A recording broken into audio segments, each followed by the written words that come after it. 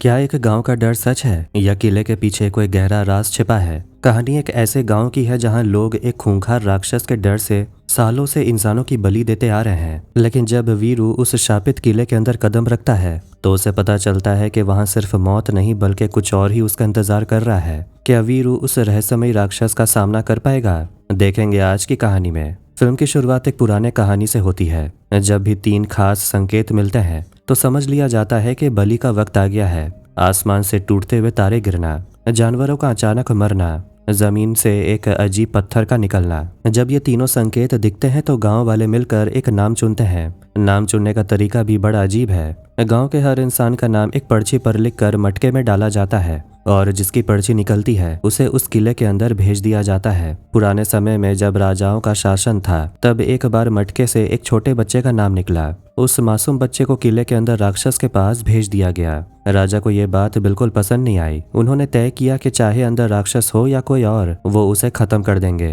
राजा ने अपने सिपाहियों के साथ मिलकर जानकारी जुटाई और उन्हें किले का एक गुप्त रास्ता मिला। राजा अपनी पूरी फौज के साथ उस गुप्त रास्ते से अंदर दाखिल हुए। किले के अंदर एक भयानक लड़ाई हुई, लेकिन हैरानी की बात यह थी कि राजा और उनके सभी सिपाही उस लड़ाई में बेरहमी से मारे गए। क्या वाकई उस राक्षस ने उन सबको मारा था? अब कहानी में उस मरे हुए राजा के बेटे की एंट्री होती है जो इस रहस्य को सुलझाएगा। बुजुर्ग लोग राजा के बेटे को समझाते हैं, जो गलती तुम्हारे पिता ने की वो तुम मत दोहराना। अब से तुम बलि की परंपरा को सही ढंग से निभाना। ये कहकर वो उसे किले की चाबी सौंप देते हैं और वो भी मान जाता है। ये पूरी कहानी एक बुजुर्ग आदमी बस में पैसेंजर्स को सुना रहा था। वो सबको डरा रहा है कि इस गांव में कुछ खास नियम है और अगर आप गलती से उस किले की तरफ चले गए तो मुसीबत में पड़ सकते हैं। खुद को बचाने के लिए वो लोगों को ताबीज बेच रहा था। असल में वो सिर्फ लोगों को डराकर अपने ताबीज बेचने का धंधा कर रहा था। उसके साथ उसका बेटा भी था। तभी बस में हमारा हीरो आता है जिसका नाम है वीरू।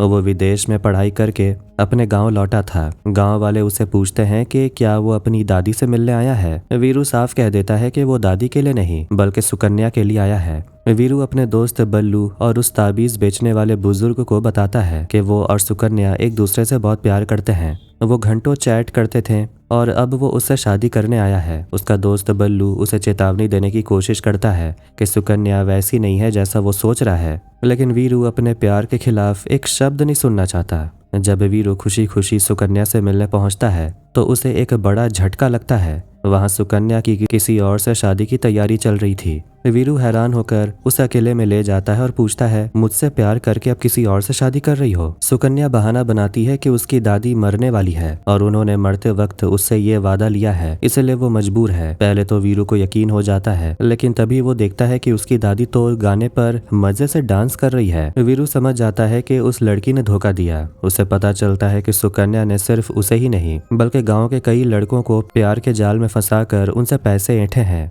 धोखा खाने के बाद भी वीरू का पागलपन कम नहीं होता।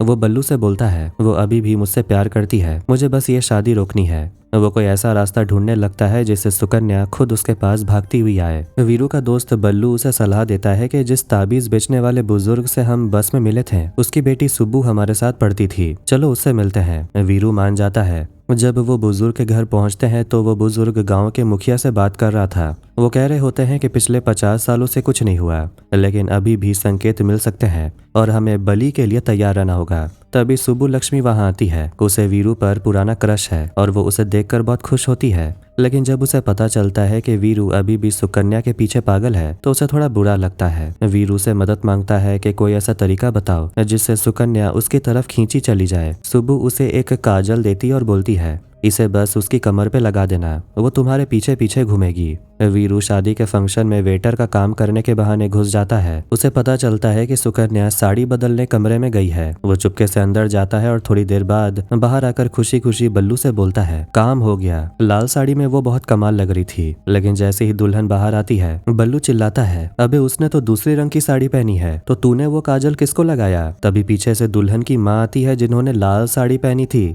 वीरू सिर पकड़ लेता है। उसने गलती से आंटी की कमर पे वो वशीकरण वाला काजल लगा दिया था। इसके बाद सुकन्या की शादी हो जाती है और वीरू कुछ नहीं कर पाता।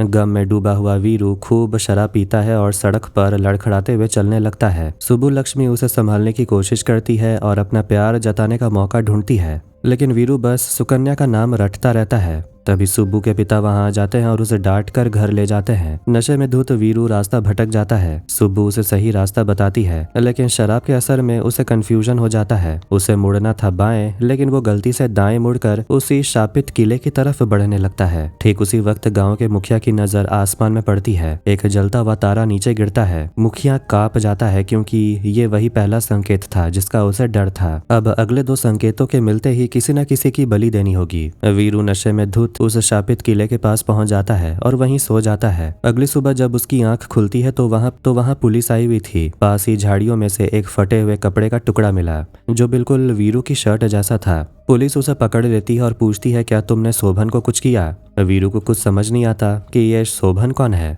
दरअसल शोभन गांव का एक आदमी है जिसने कई लोगों से उधार ले रखा था और वो पिछली रात से गायब है। उसकी पत्नी शांति ने पुलिस में शिकायत भी की। वीरू साफ मना कर देता है कि वो किसी शोभन को नहीं जानता, लेकिन पुलिस उस पर शक करती है कि वो किले के पास क्या कर रहा था। मामला गांव के पंचायत में पहुंचता है। मुखिया का बेटा वीरू के खिलाफ सबको भड़काता है कि ये बाहरी लड़का गांव में मुसीबतें खड़ी कर रहा है। पंचायत फैसला सुनाती है कि जब तक शोभन का पता नहीं चलता तब तक गांव का कोई भी आदमी वीरू से बात नहीं करेगा। वीरू को हर दिन शांति को 250 रुपए देने होंगे, क्योंकि उसका पति उसी के वजह से गायब हुआ। वीरू को गांव वाले सब्जी तक नहीं देते। उसकी मदद सिर्फ सुब्बू करती है, जो उसे चुपके से खाने पीने का सामान लाकर देती है। वीरू और उसका दोस्त बल्लू अब खुद शोभन को ढूंढने की कोशिश करते हैं। वो उस आखिरी आदमी से मिलते हैं जिसने शोभन को देखा था, लेकिन वहां से भी कोई सुराग नहीं मिलता। तभी गांव में हड़कंप मच जाता है। लोग देखते हैं कि एक जगह ढेर सारे जानवर मरे पड़े हैं और उनके शरीर तुरंत कंकाल में बदल गए हैं। ये दूसरा संकेत था।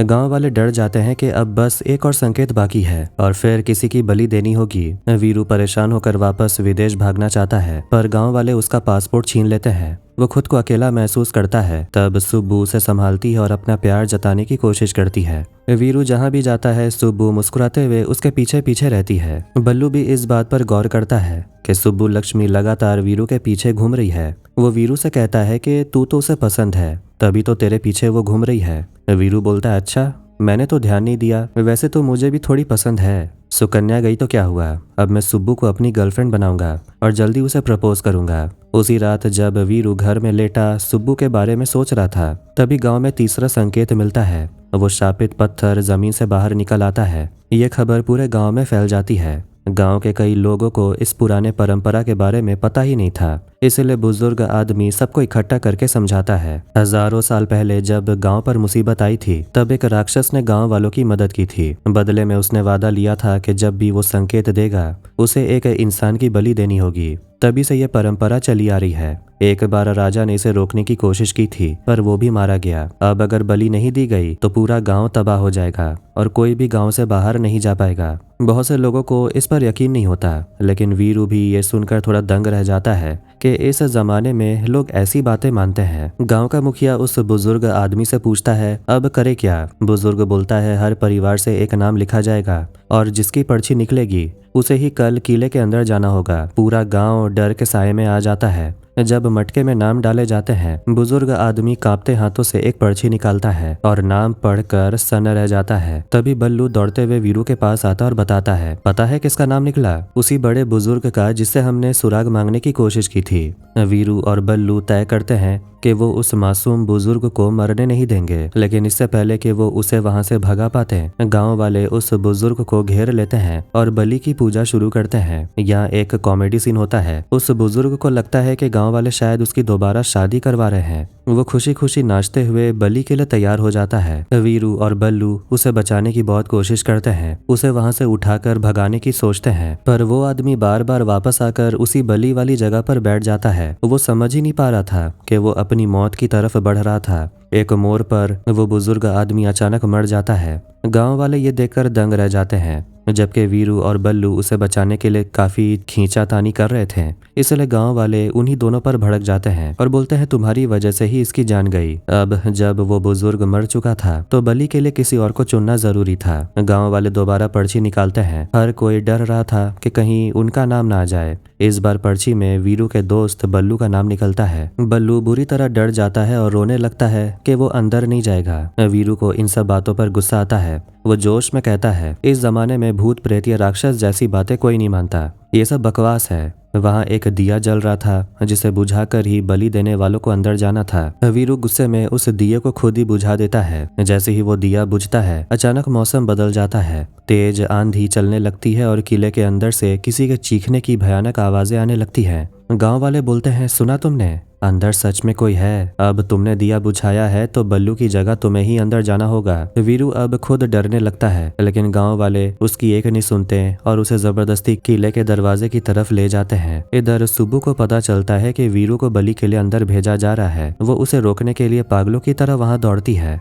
किले के अंदर जाने से पहले गांव वाले वीरू के शरीर पर जानवरों का खून मल देते हैं ताकि राक्षस उसे पहचान ले। वीरू माफी मांगता और बोलता है कि वो गलती से ये सब बोल दिया, लेकिन गांव वाले उसे धक्का देकर अंदर कर देते हैं और बाहर से ताला लगा देते हैं। सुब्बू वहां पहुंचती है, पर उसके पिता उसे जबरदस्ती पकड़कर घर ले जाते हैं। अंदर बहुत अंधेरा है और वीरू को अंधेरे से बहुत डर लगता है। जैसे ही वो आगे बढ़ता है, उसे समझ आता है कि वहाँ जगह जगह खतरनाक ट्रैप्स बिछे हुए हैं। कई नुकीले हथियार उसकी तरफ आते हैं जिनसे वो बाल बाल बचता है। उसे महसूस होता है कि वहाँ कोई है जो इधर उधर घूम रहा है और उसे देख रहा है। वीरू किले के अंदर बहुत डरा हुआ है। उसे लग रहा था कि सच में यहाँ कोई राक्षस या भूत होगा। तभी अचानक उसे वहाँ अपनी तरह ही एक दूसरा आदमी दिखाई देता है। पहले तो दोनों एक दूसरे को भूत समझकर बुरी तरह चिल्लाते हैं, फिर उन्हें एहसास होता है कि दोनों तो इंसान ही है। वीरू उसे पूछता है, तुम कौन हो और यहाँ क्या कर रहे हो? वो आदमी कहता है, मेरा नाम वासु है, मैं विदेश से आया हूँ और रिसर्च करते हुए यहाँ फंस गया। लेकिन वीरू की नजर उसकी शर्ट पर पड़ती है। ये वही शर्ट है जो गायब हुए शोभन की थी। वीरू चिल्लाकर बोलता है, अबे ओ शोभन, मुझसे झूठ मत बोल। तू वही है ना जो कर्ज के डर से यहाँ छिपकर बैठा हुआ है?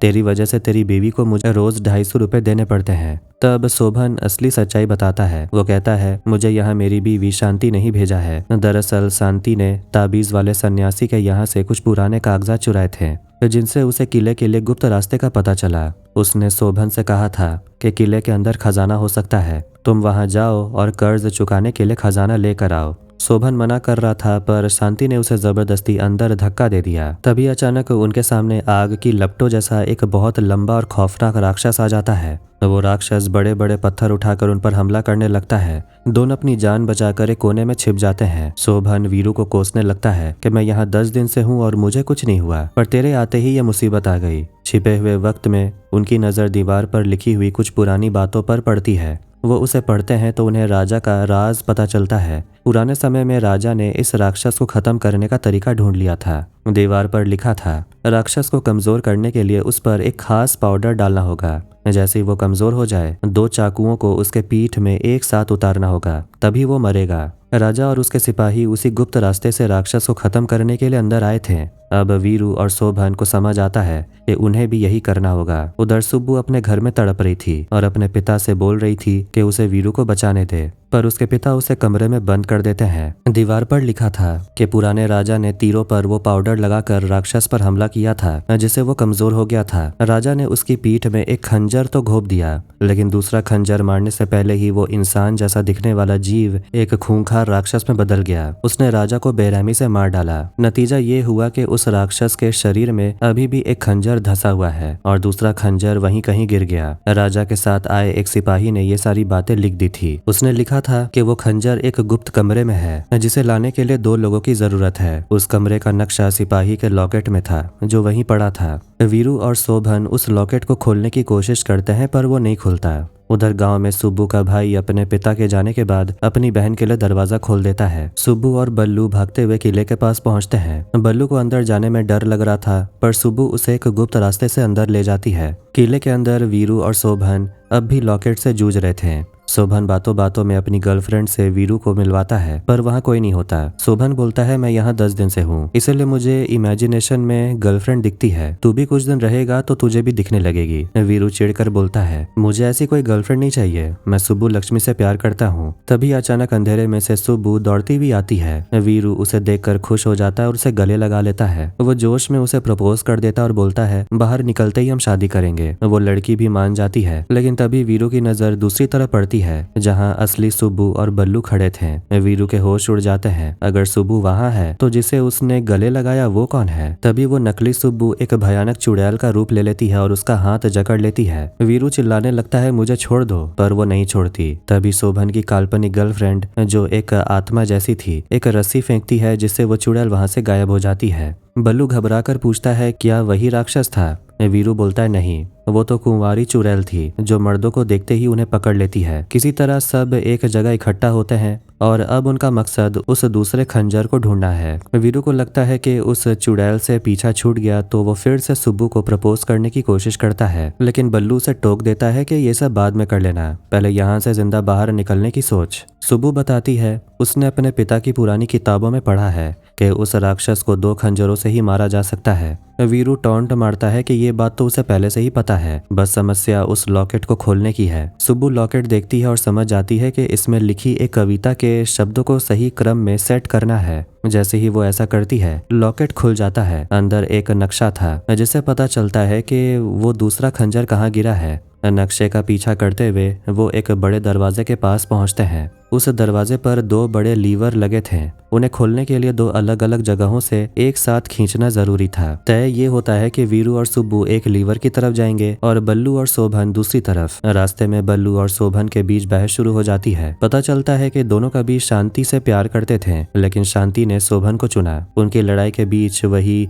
कुंवारी चुड़ैल फिर आ जाती है और वो दोनों अपनी जान बचाकर भागते हैं। दूसरी तरफ वीरू अपनी बहादुरी से बड़ी बड़ी डींगे हाँक रहा था कि कैसे उसने सब अकेले पता लगाया। तभी उसका पैर एक ट्रैप पर पड़ जाता है और वो दोनों फंस जाते हैं। सुब्बू उस पर भड़कती है, लेकिन वीरू की नजर पास ही लगे लीवर पर पड़ जाती है। वो दोनों झूलते हुए किसी तरह उस लीवर तक पहुंचते हैं और उसे खींचते हैं। उधर बल्लू और शोभन भी सही वक्त पर अपना लीवर खींच लेते हैं। भारी आवाज के साथ वो बड़ा दरवाजा खुल जाता है। चारों फिर से एक साथ आते हैं। वीरू सबको चेतावनी देता है सूरज निकलने वाला है, हमें सुबह होने से पहले ही राक्षस को खत्म करना होगा, वरना हम में से कोई जिंदा नहीं बचेगा। जल्दी करो और वो दूसरा खंजर ढूंढो। सब मिलकर उस दूसरे खंजर को ढूंढने लगते हैं। तभी उन्हें कुछ पुराने तीर मिलते हैं जिन पर एक खास पाउडर लगा था। वीरू समझ जाता है कि ये वही पाउडर है जो राक्षस को कमजोर करेगा, इसलिए वो उसे संभाल कर रख लेता है। काफी तलाशी के बाद आखिरकार वीरू को वो खंजर मिल ही जाता है, पर उन्हें शक होता है कि क्या ये वही जादुई खंजर है। सुब्बू अपने पिता की पुरानी किताब से तस्वीर मिलाकर देखती है और कंफर्म करती है कि ये वही असली खंजर है।